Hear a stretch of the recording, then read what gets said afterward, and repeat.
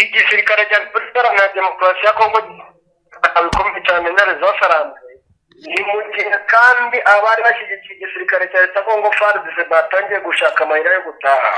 Nta mahoro mucunga mu burasirazuba bwa Repubulika Iharanira Demokarasi ya Kongo. Ibyahanuwe birabaye ni nyuma y'uko Julius Malema, umunyapolitiki utavuga rumwe n'ubutegetsi bwa Cyril Ramaphosa, atangaje ko Afurika y'Epfo idafite ubushobozi bwo kurwana ndetse no guhangana n'umutwe mu 23. Abandi badepite bongeye guhagurukira Perezida Ramaphosa wafashe icyemezo cyo kohereza igisirikare cy'igihugu SANDF mu burasirazuba bwa Repubulika Iharanira Demokarasi ya Kongo. Ni mu gihe kandi u Rwanda rwatanze inzira barayanga impaka mu gucyura abasirikare ba Afurika y'Epfo baguye ku butaka bwa Repubulika Iharanira Demokarasi ya Kongo. Ifizi imirwanira kaze nshuti bavandimwe no kudufunguye page amakuru agezweho mu gitondo cyo kuri uyu wa gatatu ku itariki ya 5 Gashyantare 2025, aho tugiye kurebera hamwe ibikomeje kugenda bibera mu burasirazuba bwa Repubulika Iharanira Demokarasi ya Kongo ndetse n'uburyo abadiplomate bakomeje kugenda banyuranamo bashaka igisubizo kibiri kuba. Turaza kurebera hamwe biri kuvugwa muri politike ya Afurika y'Epfo ku kibazo cyayo mu 23. Turaza kandi kubabwira uko diplomasi yagaze kubirebana n'iki kibazo. Ku murongo wa telefone turi kumwe na Bwana Markuran tubwira ko ingofero z'ubururu zatangiye kuvuga ziti ibyo twaje gukora biratunaniye, reka twisangira imiryango yacu. Bwana Markuran aratubwira ko kandi kuri ngubu bitangazwa ko hari imodoka ya MONUSCO yakoze impanuka basanga ipakiye amabuye y'agaciro, ibiro bikaba byatunguye abatari bake. Ni mu gihe kandi Bwana Markuran araza kutubwira ko abanyekongo bishimiye kugenda kwa MONUSCO, aho bagira bati ahubwo baravuga yuko baruhutse, baravuga bati imyaka ari myinshi ni igihe cyiza cyo gutaha. Ni mu gihe kandi bitangazwa ko nyuma y'uko umuryango ushinzwe gutabaza abababaye wamaze gutangaza ndetse unasaba M23 gufungura ikibuga cy'indege mpuzamahanga cya Goma. Turaza kurebera hamwe ibikuye kuri iyi page ndetse nuko gahunda bayifuza. Ni mu gihe kandi abahungu ba Kisekedi Chirombo muri Bukavu, Bwana Marshko natwe tubwira ko nyuma y'uko General Pacifique Masunzo akomeje kugenda yegeranya mayimayi kurungu barunze ibikoresho byinshi byo kugira gute ni ibikoresho Bwana rero bavuga yuko ari byo kugaba ibitero ku ntare zasarambwe ngo kugira ngo bazambure ibice, dore ko bamwe banatangiye ahubwo kwigamba ko ngo hari ibice batangiye kwambura intare zasarambwe. Nshuti bavandimwe, ni munyemere duhere mu nteko nshinga amategeko. Turaza kandi kwikoza no muri Palais de la Nation kwa Kisekedi yoboye igice kimwe cy'igihugu nk'uko bamwe babivuga, tubabwira uko bimeze, tubabwira imigambi ikomeye iri gucurwa ndetse nuko abanyapolitike bakomeye muri iki gihugu barimo Vitali Kamere ndetse n'abandi batandukanye bakomeje kugenda bapanga umukino wa politiki ikomeye yo kwikiza M23. Ni mu gihe kandi mu masaha make ushobora kuza kumva indi nkuru, aho dushobora kuza kugaruka muri studio tubabwira ko Jean Pierre Bemba atawe muri yombi, aho yatumwe ingofero za gisirikare bulletproof, azana ingofero z'aba engineers zikoze muri plastique ukagira ngo abasirikare ba FARDC bari bagiye kubaka amatafari, bikaba byatunguye abatari bake. Reka duhere mu nteko nshinga amategeko ya Afurika y'Epfo turebe uko ikarita ya politiki iri gucangwa ivanzemo n'amanyanga akomeye.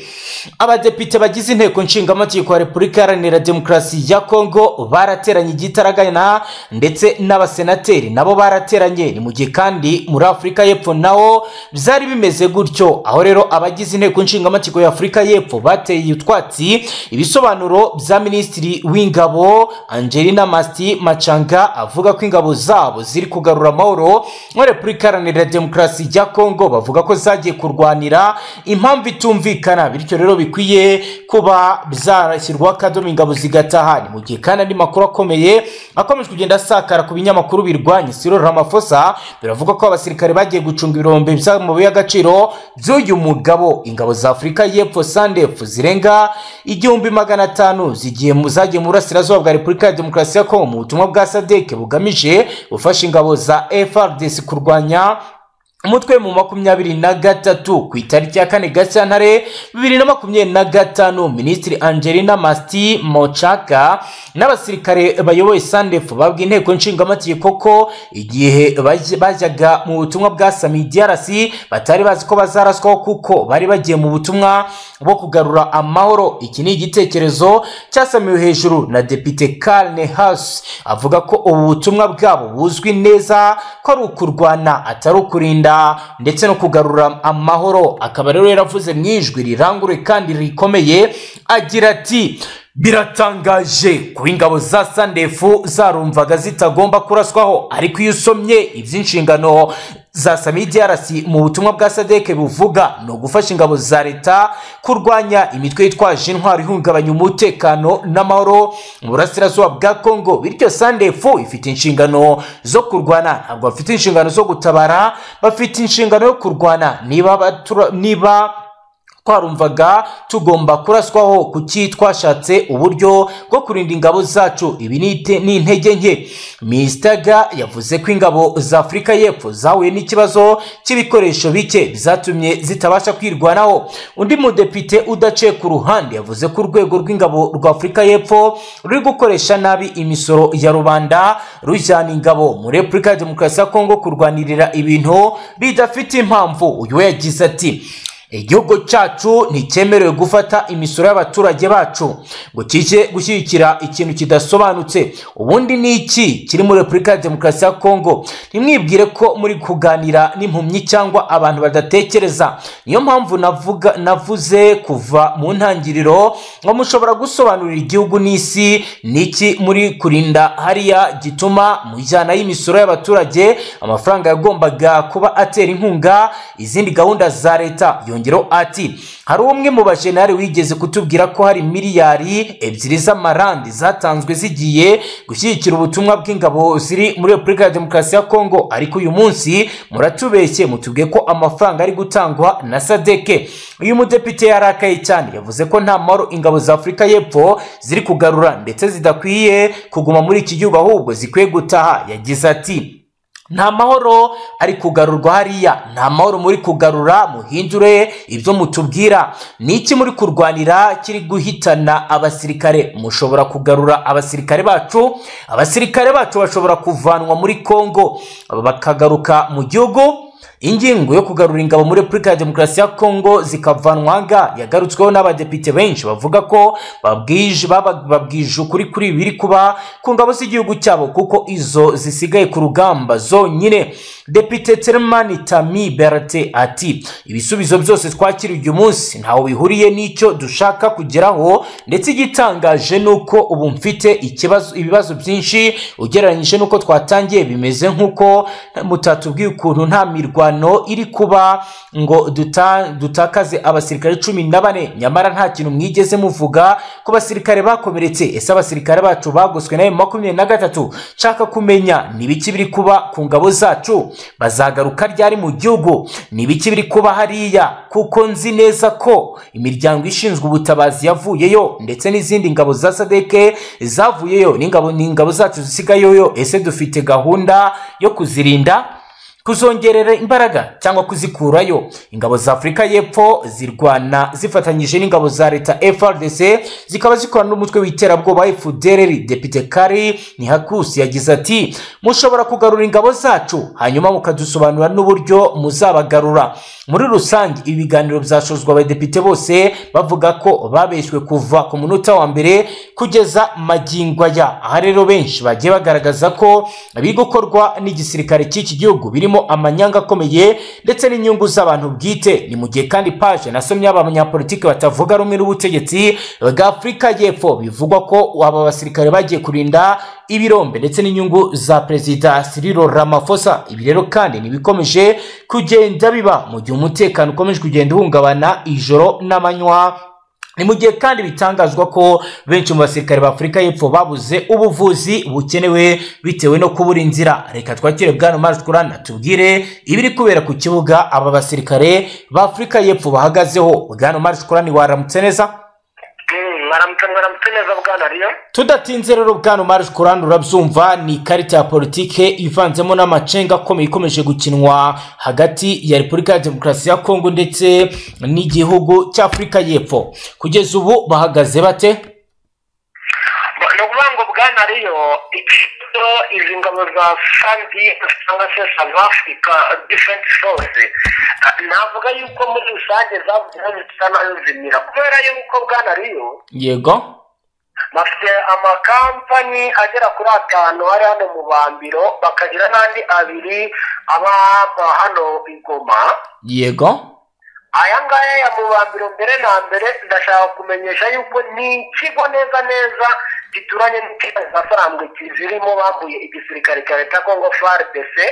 Abasirikare ba SANDF ntashobora no gufata na gatoya imbunda kubera yuko intare za farambwe zarangije kubabwira yuko nimba baramanitse ibendera bigaragaza yuko bahagaritse imirwano ngo aribo bazagira gute, aribo bazabarinda, nibo babaproteja, nibo babaha umutekano. Nta kintu na kimwe kijyanye n'imirwano, nta kintu na kimwe kijyanye n'amaoperasiyo, nta kintu na kimwe bemerewe gukora.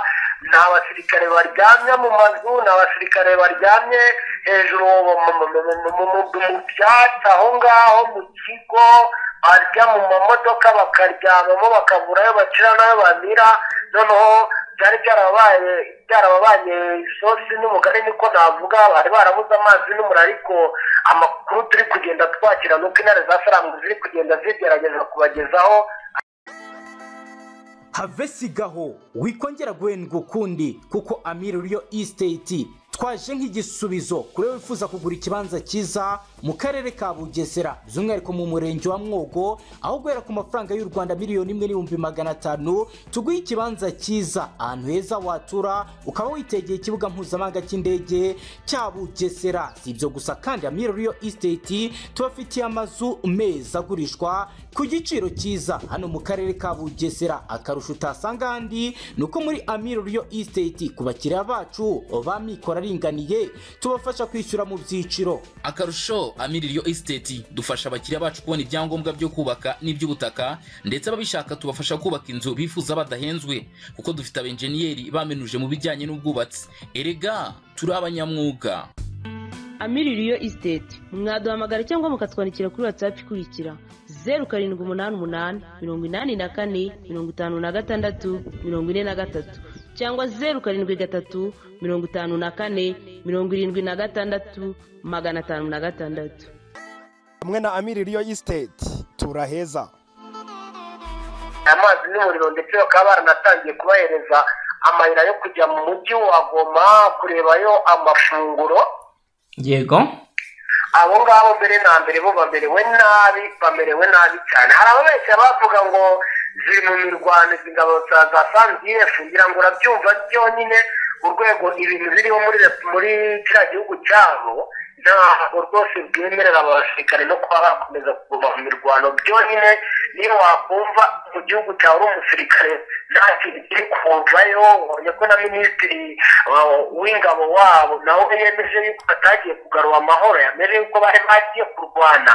Ni ibintu mu by'ukuri byagiye ngo binabababaza ku rwego rwo hejuru, bakaba mbese bakomeje kubura uko babigenza. Abarigoma rero nabo baracyakomeje kugenda bafashwa na MONUSCO, ariko mwakomeje kugenda mubona ko MONUSCO nayo yatangiye kwisabira kuva mu butaka bwa Repubulika Iharanira Demokarasi ya Kongo. Ibyiciro bya mbere bikaba byatangiye gufata ahubwo iya mbere. Ni ibintu ubona yuko mu by'ukuri bitoroshye. Wakomeje kugenda ubona Bukavu harimo haravayo benshi. Rero urumva izi ngabo za Afurika y'Epfo Kagame avuga ko arizo zisigaye muri Kivu y'Amajyaruguru, ariko zigasigarayo mu buryo nabo ubwabo batazi ngo ni iki kintu kijya mbere, ni iki kiri mu mwanzuro uri kubafatirwa. Rero ni ibibazo bikomeye cyane kuri izi ngabo zo rwose, ngira ngo ariko nanone ku rundi ruhande bwana Riyo urebye kiriya gihugu cya South Africa harimo ikintu cyitwa freedom yo kuvuga kabisa, freedom of speech. Kuko urebye bari abadepite ukareba mu nteko nshinga amategeko uburyo ki ibintu byari bimeze, wabonaga yuko mu by'ukuri bari kuganira ibintu biri seriye. Rero ahangaha muri Goma ubwo nuko bimeze. Abari muri Goma bafashwa na MONUSCO, abari mu Bambiro hari umutekano n'inzira za Sarambwe ntabwo bemerewe no gukora ku mbunda kubera yuko bahangije kumanika igitambaro cyera kigaragaza yuko bavuye mu ntambara. Ibiro ni ibiri kwa mu gihe Bwana Omar Shukran Perezida wa Repubulika Iharanira Demokarasi ya Kongo Felix Antoine Tshisekedi Tshilombo yahamagaje inama idasanzwe y'inteko nshingamategeko ku ruhande rw'abadepite ndetse na Sena ngo bige ku kibazo cy'umutekano muke mu burasirazuba bw'iki gihugu by'umwihariko mu mujyi wa Goma maze no kwigarurirwa ku itariki ya 26 Mutarama 2025 nibwo umutwe wa M23 wafashe umujyi wa Goma unatangaza ko mu gihe imirwano idahagaze ngo hashyirwe ingufu mu biganiro uzakomeza ukagera i Kinshasa. Mu ijoro ryo ku itariki ya 3 Gashyantare 2025 Perezida Felix Antoine Tshisekedi Tshilombo yatumyeho Perezida w'inteko nshingamategeko umutwe w'abadepite Vital Kamerhe n'uwa Sena Jean Michel Sama Rukonde ngo bategure inteko rusange idasanzwe yiga ku ifatwa rya Goma. Ni nyuma y'uko iki gihugu cyagiye gisaba amahanga gufatira ibihano u Rwanda gishinja gufasha M23 ariko bigasa no guta inyuma ya Huye. Mu bihe bitandukanye u Rwanda rwagiye rugaragaza ko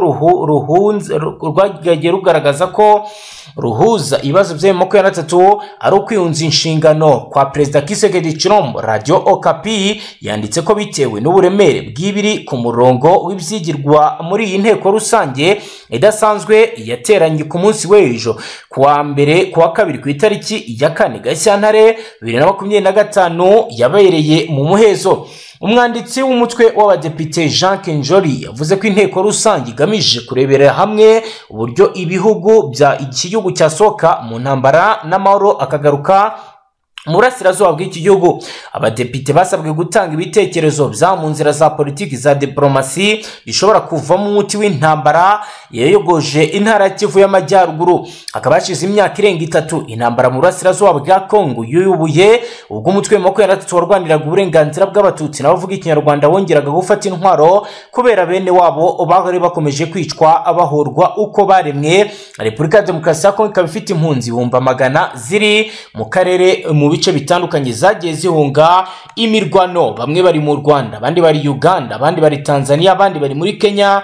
Ibiroro byose n'ibikomeje kugenda biba ikibazo gikomeye kandi bishobora kuba bizateza ibyago bikomeye. Ni mu gihe kandi kuri ngo bikomeje kugenda bitangazwa ko ibikomeje kugenda biteza ibyago bikomeye. Ni mu gihe kandi umusirikare utaripfana ukomeye uyu ni General Keneruga Muhozi yamaze guteguza abacancuro basigaye mu burasirazuba bwa Repubulika ya Demokarasi ya Kongo ko bagiye gufungwa. Ni mu gihe kandi General Keneruga yakebuye Julius Marema wibasiye Perezida Paul Kagame ndetse na Museveni. Ni umugaba mukuru w'ingabo za Uganda. General Keneruga Muhozi yakebuye umuyobozi w'ishyaka Economic Freedom Fighters Julius Marema wibasiye Perezida Paul Kagame na Yoweri Kaguta Museveni abashinjura mu ntambaro mu burasirazuba bwa Kongo ndetse n'urupfu rw'abasirikare ba Afrika y'Epfo baguye muri iyi mirwano.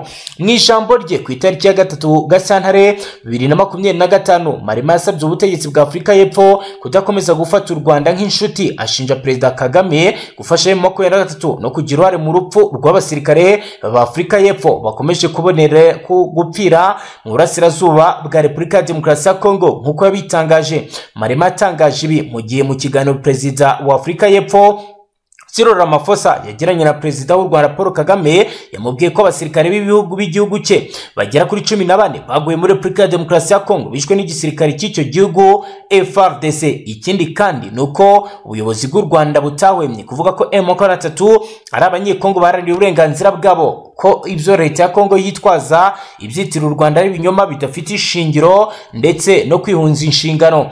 Mu gusubiza ku byatangajwe na Julius Marema, General Keneruga Muhozi yabinyuje ku rubuga rwa X aho yabitangajwe ku munsi w'ejo wa kabiri ku itariki ya 4 Gashyantare 2025 yabwiye Marema ko atagomba gusebya base wabo. Aha akaba yavugaga se Museveni na Perezida Paul Kagame akunze kwita se wabo kuko Marema yabigarutseho abibasira.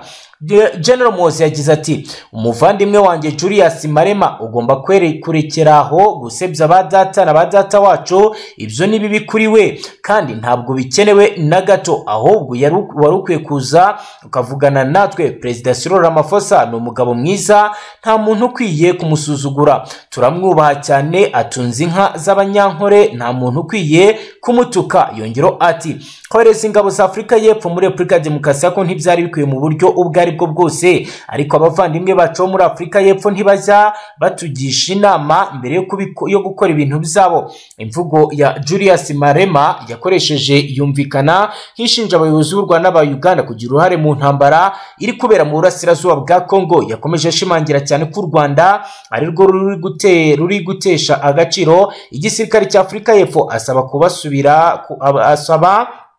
basubira inyuma, bizaba ngombwa bagasubira muri Afurika y'Epfo bagategura gutera u Rwanda. Yagize ati hari ikibazo gikomeye, nta bushobozi dufite, niyo mpamvu ntari kuvuga ngo tugende dutere, ndi kuvuga ngo tuveyo, twongere twishyire hamwe, twongere twitoze, hanyuma niba u Rwanda rufite aho ruhuriye n'ibi ngibi turutere.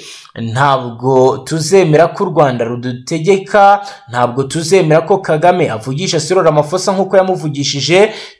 Turabizi Cyril Ramaphosa ni umunyantege nke, ariko yabaye perezida w'igihugu cyacu. Marema yavuze ko igisirikare cy'igihugu cyabo cyasebye bitewe n'ibyabereye muri Repubulika ya Demokarasi ya Kongo, aho kuri ubu abasirikare babo bariyo ibirindiro byabo bigenzurwa na M23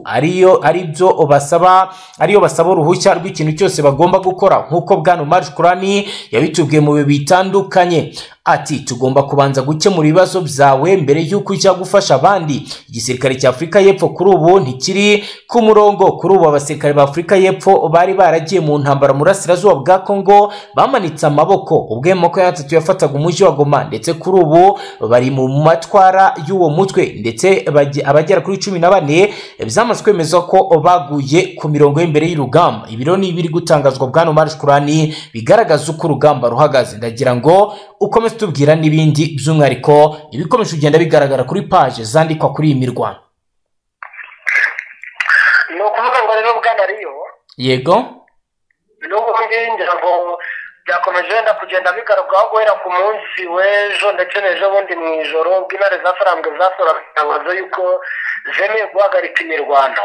Yego, ariko ndashaka kukubwira ko igisirikare cya leta ya Kongo FARDC bigendanye n'imitegurire y'amwe mu basirikare kuva kuri Etat Major kurenda ugera ku bari ku rugamba ahangaha. Ubwo ndavuga nk'abari mu rugamba barimo Masunzu, Lieutenant General Masunzu, harimo abakoloneli batandukanye, harimo n'abandi bose bari kwatendinga urugamba. Ndakumenyesha yuko ikigaragara ikintu cyo kuva ku izima Bwana Riyo cyananiranye, ntabwo bava ku izima, barashaka kugaba ibitero bakaraha ubutaka.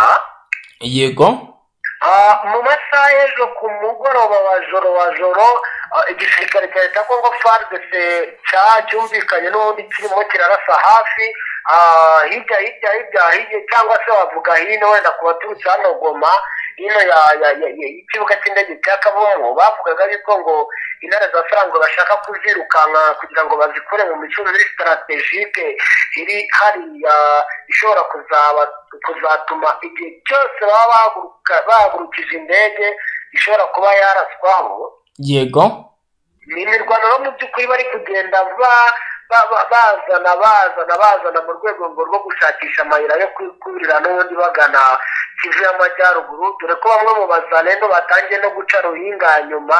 Ubwo bakaba hari abari mu misozi itegamiye yewe na za Minova iyo ngiyo, ariko mu by'ukuri hari n'ubundi mu bice intare za Sarangwe zitaherereyemo. yego, ubwo rero urumva Bwana Riyo turacyafite ikintu cyitwa impungenge zo ku rwego rwo hejuru ku bijyanye n'uko imirwano idashobora kuba yagira gute yahagarara. Mu yandi makuru kandi mu bice bitandukanye bya Kivu y'Amajyepfo n'ubundi za Fizi hafi na za Minembwe hose harimo hamwe hari kugenda habera igitero shuma cyane cyane tw'abazalendo, cyane cyane bagamije guhungabanya umutekano w'abaturage bavuga ururimi rw'ikinyarwanda by'umwihariko Abanyamurenge. Ubu magingo aya ngaya bose barimo baritwa Abanyarwanda. Ngira ngo Bwana Riyo ibintu byabaye ibindi bisigaye ujya kubona ukabona umuntu barebye ku isura, barebye imisusire, ukajya kumva umuntu ararashwe, ukumva umuntu atawe muri yombi, arafunzwe, bose bavuga ngo ni abanyarwanda. si na hano gusa kuko na za Kinshasa hose no biragenda biba, za Donate ndetse na Nili ziri gukora akazi, mbese ntabwo byoroshye. ubwo rero za Fizi muri bice bya Sud Kivu, iyo za Minembwe, mu bice bya za Mwenga, iyo ngiyo ibyo wenda bwana Omar Shokora turi buze kubigarukaho mu buryo burambuye. barashaka kukazitera. Yego turi buze kongera tubigarukeho mu buryo burambuye, kuko hano hari ubuhamya twamaze kwakira buri gutangwa n'abaturage. Ahubwo ndagira ngo turebere hamwe ku bijyanye n'amanyanga ari kuvugwa.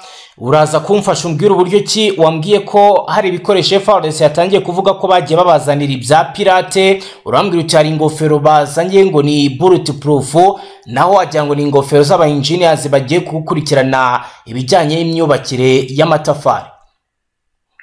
Bwana rero ngira ngo urabizi intare za Sarambwe Alliance Fleuve Congo muri rusange, yego baherutse kwakira inama y'abanyamakuru, yego yari yiganjemo cyane rwose n'abo muri Repubulika Iharanira Demokarasi. ubwo ni ikiganiro ngukosoye mu Kinyarwanda, cyane cyane ababarizwa muri za teritwari ya Masisi ndetse na Rucuru, n'ababarizwaga hano mu mujyi wa Goma, nubwo bamwe bagiye banahunga, abo muri Sud Kivu n'abandi. nibo rero bagiye bajya mu bice bitandukanye, bagenda basura ibikorwa, bagenda basura ahantu abasirikare bagendaga b'intare za Sarambwe zigenda zibereka.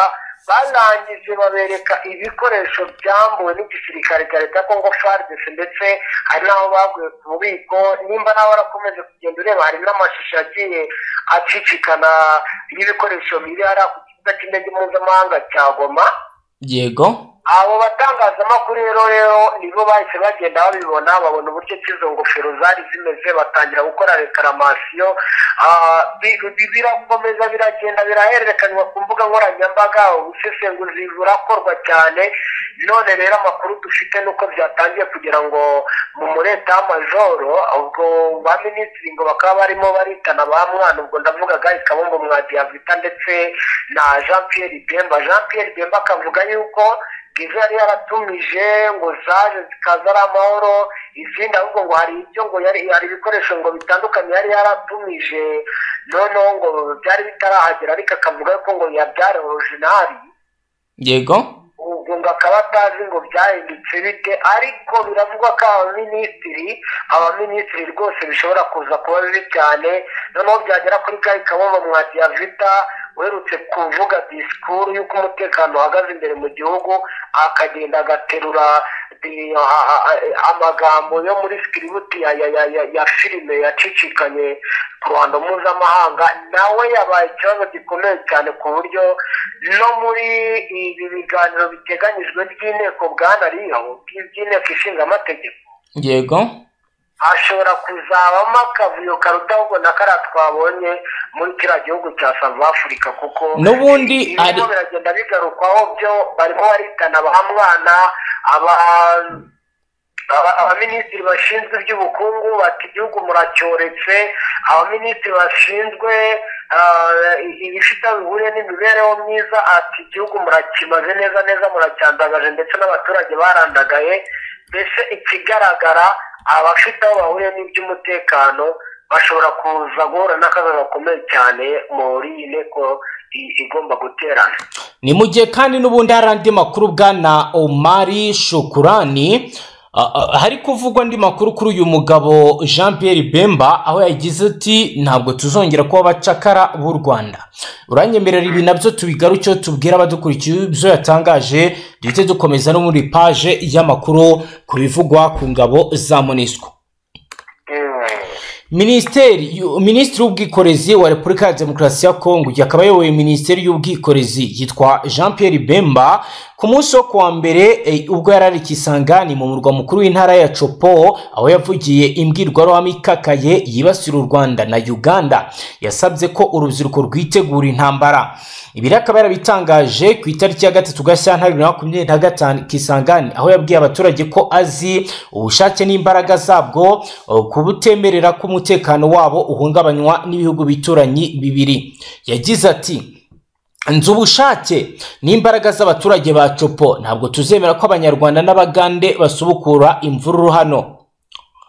Yakomeje ashumuriza abaturage u Rwanda nkuko bisa n'ibizabaye akamenyero mu mvugo z'abanyapolitike ba Repubulika ya Demokarasi ya Kongo aho bageze hose, asa nk'ukangurira ko bagomba kwitegura kurwana n'u Rwanda. Ati ntabwo tuzongera kuba abacakara b'u Rwanda, urubyiruko kuva mu myaka 18 mwitegure, muzatozwa ijoro n'amanywa. Nyuma ya perezida azategeka ko babaha intwaro. Ibikabije nyuma y'umunsi umwe guverinoma y'u Rwanda itangaje ko hari ibimenyetso biherutse kugaragara Goma by'umugambi wari warapanzwe n'ihuriro rifasha ubutegetsi bwa Kinshasa, harimo n'abacanshuro bari biteguye kuba baza kurwana bagatangiza intambara mu Rwanda. Ibiro kandi biri gutangazwa mu gihe Repubulika ya Demokarasi ya Kongo yagiye igaragaza byinshi ko bikomeje kugenda bigaragara bishobora guhungabanya umutekano. Ni mu gihe kandi hakomeje kugenda hagaragara amakuru agaragaza uburyo ki Repubulika ya Demokarasi ya Kongo iri mu manyanga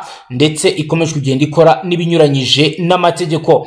N'ubundi reka tubihuze n'ibijyanye n'abadepite ndetse tubabwire n'uburyo Repubulika ya Demokarasi ya Kongo ikomeje guhura n'uruva gusenya. Amakuru aravuga ko abadepite Afurika y'Epfo batanyuzwe n'ibisobanuro by'umugaba mukuru w'ingabo z'icyo gihugu General Rudizani Panhwanya wabwiye ko imirambo y'abasirikare b'icyo gihugu baguye mu mirwano mu burasirazuba bwa Repubulika ya Demokarasi ya Kongo izavanwayo kuri uyu wa gatatu ku itariki ya 5 Gashyantare 2025, byerekana ko ibintu bidashoboka kuko ikibuga cy'indege cya Goma gifunzwe n'inzira bahawe n'u Rwanda bakaba barayanze.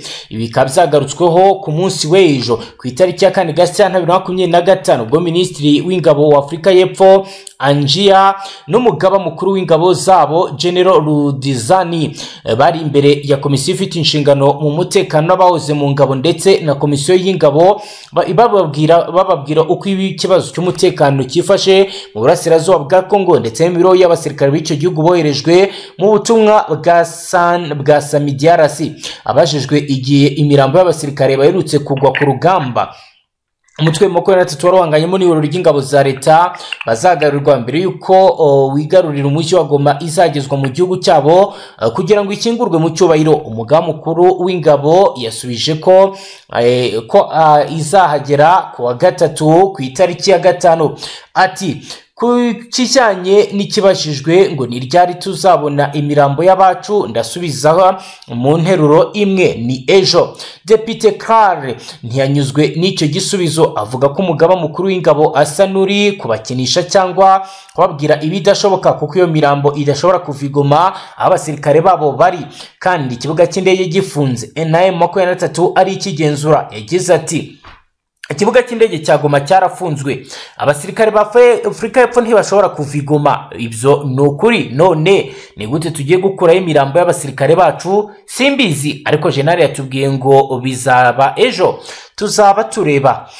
Ni mu gihe niho yongereho ko n'u Rwanda rwabahaye uruhushya rwo gukoresha ikibuga cy'indege cyabwo kugira ngo babashe gukura abo basirikare baguye ku rugamba muri Repubulika ya Demokarasi ya Kongo, ariko abayobozi babo barabyanze. Ati Perezida Paul Kagame yahaye Afurika y'Epfo uruhushya rwo gukoresha inzira yo mu Rwanda, ariko Afurika y'Epfo ibibona nk'agasuzuguro, ihitamo kudakoresha ayo mahirwe. Nta mashanyarazi ahari mu buruhukiro bw'imirambo batanze, none yatangiye kubora. Ni ishavu ku miryango ndetse no ku gihugu cyacu cyose. Uyu depite wari wariye Karungu yakomeje agira ati moteri yo mu buruhukiro yashizemo amavuta, abakomeretse ntibakiri kubona ubuvuzi. Ikindi gikomeye nuko abasirikare ba Afurika y'Epfo barigoma no mu burasirazuba bwa Kongo bagoswe na 23 ntabwo bemerewe kugeraho bajya cyangwa kubona ibyo kurya.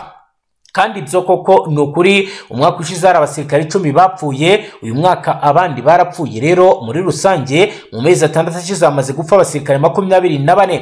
Abadepite bagaragaje ko batanyuzwe n'ibisobanuro bahawe n'abayobozi, bavuga ko kohereza abasirikare muri Repubulika ya Demokarasi ya Kongo byari bimeze nko kubaroha kuko amasezerano y'ubutumwa abari bagiyemo uko ari gufasha leta ya Kongo kurwanya imitwe yitwaje intwaro.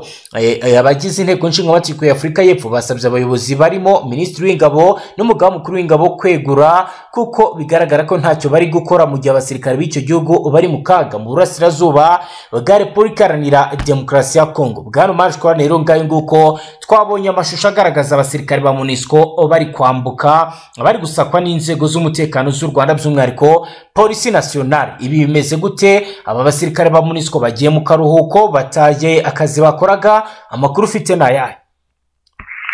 Ikigaragara bwana rero nuko ibintu biri diplomatike bitafata hanze mu buryo tubona twese ngo dusobanukirwe ikiri kujya mbere. Yego, ariko icyo nakubwira hari ibihugu byinshi bibona neza yuko igisubizo cya mbere ari ukuvana ingabo mu burasirazuba bwa Repubulika Iharanira Demokarasi ya Kongo, kubera ko ikigaragara bwana riyo Tshisekedi n'ubuyobozi bwe bakomeje kurambirana, bakomeje kurambira abayobozi. Inama zose bagirwa, imiryango mpuzamahanga ivuga gusaba ibiganiro ariko nta munsi n'umwe Tshisekedi ajya agaragaza yuko byibura azanagerageza n'umunsi bari mu biganiro. Rero ikigaragara bwana rero bishobora kuba byatangiye gutera uburakari ibihugu bitandukanye bifite ingabo hano muri Repubulika Iharanira Demokarasi ya Kongo, kuko by'umwihariko nk'ubu iyi MONUSCO yego, iyo nta nubwo yari ikiraswaho, ahubwo yafatwaga nk'abatabazi nyine. Intare z'Akarangwa zafataga nk'abatabazi, zabagezagaho abasirikare bashatse kumanika amaboko badashaka kujya mu ntare zasarambwe, gutyo bafashaga, nibo bafashaga izi ngabo za SADC, ariko hari bamwe batangiye gutaha. Bigaragare rero ko ntabwo ari ukujya gufata akaruhuko bwana ryo, ahubwo ikigaragara hari ibihugu bimwe na bimwe byatangiye gufata umurongo wo gucyura ingabo zabo, kuko izi ngabo zabo mu magingo aya ngaya yego, usibye no kuba zivugana n'amatelefone, bakavugana n'abayobozi babo, bakavugana na Kinshasa wenda mo gake, ariko ubundi bari hano ku butaka bwa Repubulika Iharanira Demokarasi ya Kongo iby'ibanze badashobora kubibona. Muri Goma niho ndi kuvuga, badashobora kubona kominikasiyo ya kiyobozi nyine. Bigaragara ko ari abasirikare baba bari mu gihugu mu buryo bwemewe, ishwi data bahari mu buryo bwo kwiyeranja. Intare zasarangwe ntabwo zibitayeho, zihangayikishijwe n'abaturage, zihangayikishijwe n'abasirikare babo. Ngira ngo nimba barabibonye, bakomeje kugenda badeployinga abasirikare benshi cyane mu mujyi wa Goma. Bigaragara yuko ikijyanye n'umutekano aricyo kibahangayikishije kurusha ibindi byose, ikijyanye n'isuku y'umujyi nicyo kibahangayikishije kurusha ibindi byose. Iyi miryango mpuzamahanga nta masezerano bafitanye yo kuba muri iyi Guma cyangwa yo kuba ku butaka bwa Repubulika Iharanira Demokarasi ya Kongo. Rero ikigaragara buri gihugu kiri bugende cyifatira ku bushake bwacyo umwanya bagende bavana ingabo zabo hano, kuko rwose byo ni ibintu bigaragara, ni ibintu byoroshye, kuko harimo amakuru turi kugenda twakira rwose ko n'ingabo za SADC za Malawi n'iza Tanzania bucece ngo barimo baragenda basaba amayira, ariko bo ngo bakaba bashobora kuba baragiye baca Sud Kivu bwana riyo bagaca mu Burundi. yego, rero byumvikane yuko buri bihugu hano birimo biragenda bivanamo abantu babo. Ubonye ko Bukavu bavanyeyo abakozi ba MONUSCO ba UN. Rero bumva ibihugu birimo biragenda bivana abantu babo bwana riyo hano muri Repubulika Iharanira Demokarasi ya Kongo. Ibintu byarahindutse mu buryo bugaragara. yego. Bwana Majko n'ubundi tukiri mu ntara Kivu y'Amajyepfo, reka tunyuze amaso ku buhamya buri gutangwa n'abaturage ku mirwano ikomeje kubera Ifizi. Ubwo turaza tugana ku musozo, nawe ubwo uraza kutubwira kuzo tutaba twibutse kukubazaho uduhe idonido. Reka rero tujye Ifizi. Ni mu karere ka Fizi mu ntara ya Kivu y'Amajyepfo, ahakomeje kuvugwa imirwano ikaze hagati y'inyeshyamba za Maimai ku bufatanye n'ingabo z'Uburundi n'umutwe wa Red Tabara urwanya ubutegetsi bwa CNDD-FDD mu Burundi. Iyi ni imirwano yatangiye ku cyumweru, ikaba yarakajije umurego kugeza mu gitondo cyo kuwa kabiri, aho bivugwa ko ibitero bikomeye byagabwe ku birindiro bya Red Tabara biherereye ahitwa Bibwe no mu bice bikikije icyo gice cyose. bamwe mu baturage bo muri aka gace baganiriye n'itangazamakuru bavuga ko ibi bitero byatumye benshi bahunga abandi bakaba baratakaje ibyabo. umwe mu baturage mu gace ka Bibwe yagize ati ijoro ryose twumva amasasu atagira ingano ntituryama abana bacu barimo kurira kuko batumva uko byifashe tumaze gutakaza byose amatungo yacu barayasahuye imyaka yacu barayimaze ubu turi mu bwoba nta mutekano ukiharangwa. undi muturage witwa Bahati avuga ko ibitero byaje gitumo bikarangira bamwe mu baturanyi babo bahunze bagana ahitwa Minembwe ndetse na Mikenke. yagize ati twese twaraye mu ishyamba kubera ko twabonye ingabo z'u Burundi na Mayimayi binjira mu mujyi wacu turasaba amahanga kudufasha kuko ubu tubarababaye cyane. uretse ubuhungiro ari n'abavuga ko abarwanyi bakoze ibikorwa byo gusahura no gukubita abaturage batashoboye guhunga. umuturage wo mu bwoko bw'abapfurero we yagize ati bafashe neza zacu inkoko n'amasaka twari twahinze barayatwaye ubu rero turi mu nzara ikomeye. ni mugero amakuru avuga ko ibi bitero byateguwe n'ingabo z'u Burundi ku bufatanye na CNPCS cyangwa se umutwe wa kwa General Hamuri Yakutumba bagamije gucyura impunzi z'abarundi bahungiye muri Kongo no gutsinsura umutwe wa Red Tabara urwanya ubutegetsi bwa Bujumbura. umutwe wa Red Tabara umaze igihe kinini ufite ibirindiro muri Kivu y'Amajyepfo uvugwa ko uwimukiye ahitwa Rurenge nyuma y'ibitero bikomeye ingabo z'u Burundi mu mwaka ushize bagabye ahita Ntobwe muri territoire ya Mwenga. mu gihe rero bamwe mu bahunze imirwano hari abandi basanzwe ari impunzi z'abarundi bavuga ko bumva bahangayikishijwe n'ibitero bihora muri utu duce. umugore witwa Mama Jeanne waturutse mu Burundi mu mwaka wa 2015 yagize ati nataye umugabo wanjye ubwo twahungaga imirwano sinzi aho ari ubu nari natangiye kubona amahoro hano ariko none nasanze ntaho twakwihisha turifuza gusubira iwacu ariko ntidushaka gusubira mu kaga. kuko rero amakuru abitangaza ibitero byinshi bikomeje kugabwa mu masaha ya mu gitondo cyane aho bivuga ko ingabo z'u Burundi n'inyeshyamba za Mayimayi zituruka mu ishyamba zikagota ibirindiro bya Red Tabara gusa mu masaha ya saa sita z'amanywa ibintu bigasa naho byongera gusubira mu buryo ariko abaturage bahungabanye mu buryo bukomeye cyane. ngaho gukorera bwana Marshall turagana ku musozo niba hari icyo tutibutse kukubwira cyangwa se kukubaza nawe wakitubwira tugasoza amakuru yacu. nayo turakomeza kugenda tubikusanya wenda mu masaha ari imbere turasubira ariko ndakubwira ko igisirikare cya leta gikomeje kwikusanya mu buryo butandukanye cyane cyane mu bice bya Beni mu bice bya Ituri mu ntara mbese zikikije ibi bice byagiye bifatwa turere dukikije ahangaha bagiye bafite kandi bakomeje kugenda habamo ikijyanye n'imyitozo ikijyanye ndetse no kwikusanya mu buryo butandukanye ari nako bagenda barundirwa ibikoresho za kajugujugu zirimo zirarandinga umunsi ku munsi zizana ibikoresho cyane cyane ibikoresho byo kuzaha urubyiruko kuko n'amagingo angaya Tshisekedi n'abamufasha bose baracyumva yuko ngo urubyiruko rusanzwe rwose rutazi n'ibintu biva naho bigana ngo bashobora kuzabita urufundira cyangwa se abashobora kuzabafasha mu rugamba igihe cyose. yego bwana Marshall reka dusore zanga tugushimire cyane.